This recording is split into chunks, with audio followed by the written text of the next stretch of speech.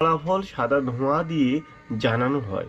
নতুন পোপ যখন বারান্দায় আসেন তখন গোটা বিশ্বের ক্যাথলিকদের জন্য তা এক অপূর্ব মুহূর্ত।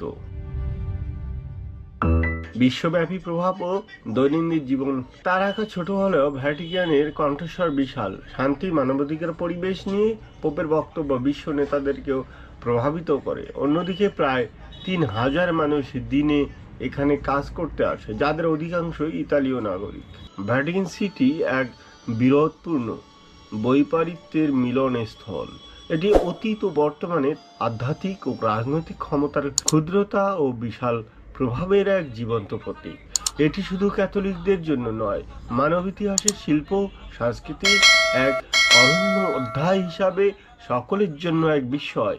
শেষ করা যাক পোপ ফ্রান্সিসের একটি উদ্ধৃতি দিয়ে, সত্যিকারের ক্ষমতা হলো সেবা করা।